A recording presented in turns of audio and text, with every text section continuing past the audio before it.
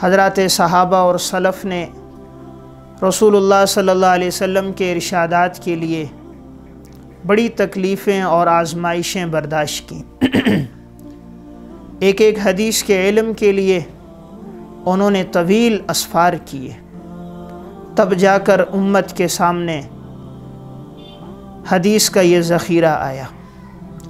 حضرات صحابہ اکرام میں ایک صحابی حضرت جابر بن عبداللہ رضی اللہ تعالیٰ عنہ ہیں۔ انہوں نے ایک حدیث کی خاطر 1 مہینے کا سفر کیا۔ امام بخاری رحمہ اللہ نے صحیح بخاری کتاب العلم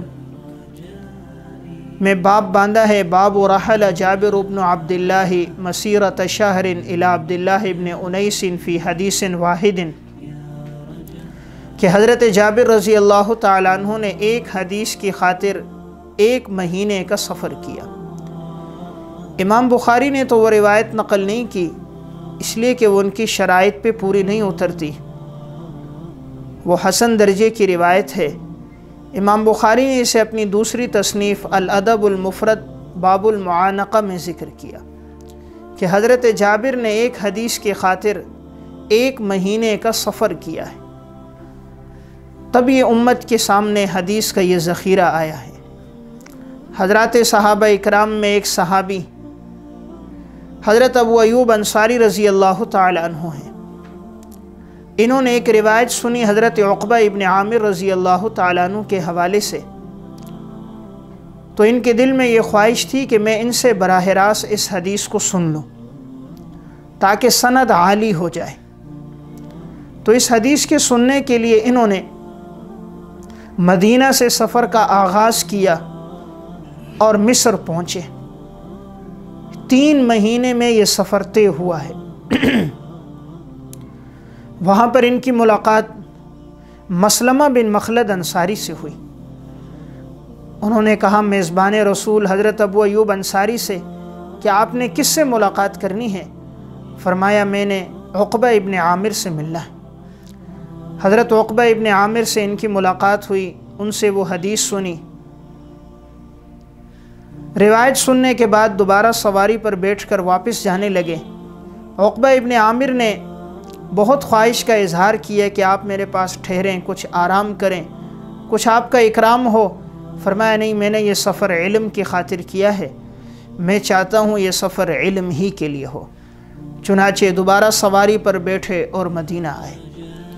یعنی مدینہ سے مصر کا اتنا طویل سفر حضرت ابو ایوب انصاری رضی اللہ تعالیٰ عنہ نے صرف ایک حدیث کی خاطر کیا ہے۔ اس واقعے کو امام احمد ابن حنبل نے مسند احمد میں، خطیب بغدادی رحمہ اللہ نے الرحلہ فی طلب الحدیث میں، اور امام حاکم نے معرفت علوم الحدیث کی النوع الاول میں ذکر کیا۔ تو حضرات صحابہ اکرام ایک ایک حدیث کی خاطر ان لوگوں نے یہ طویل اسفار کیے، محنتیں مشقتیں اس علم کی خاطر انہوں نے کی، صرف اس لیے کہ تاکہ امت کے سامنے ایک ذخیرہ آ جائے۔ حضرت عبداللہ ابن عباس رضی اللہ تعالیٰ عنہ حضرات صحابہ اور سلف سے علم سیکھنے کی خاطر فرماتے ہیں کہ میں ان کے دروازوں کے باہر چوکھٹوں پہ کپڑا ڈال کے بیٹھ جاتا تھا، دروازے پہ دستک نہیں دیتے تھے تاکہ ان کے آرام میں خلل نہ ہو۔ اب گرد و غبار اٹھتا ان کے چہرے اور کپڑوں پہ لگتا، اور جب وہ گھر سے باہر آتے تو کہتے آپ نے ہمیں بتایا کیوں نہیں؟ تو عبداللہ ابن عباس فرماتے کہ میں نے یہ چاہا تھا کہ تمہارے آرام میں خلل نہ آئے، میں چونکہ علم سیکھنے کے لیے آیا ہوں تو میں نے مناسب نہ سمجھا کہ میں تمہیں تکلیف دوں، اس لیے میں باہر انتظار میں رہا۔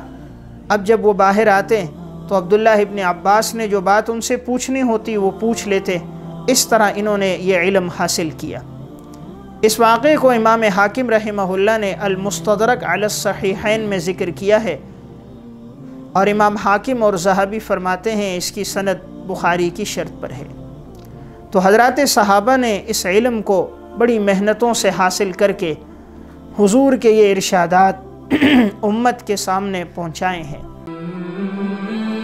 علماء اکرام کے نیو بیانات سننے کے لیے آپ ہمارے فیس بک پیج کو لائک کریں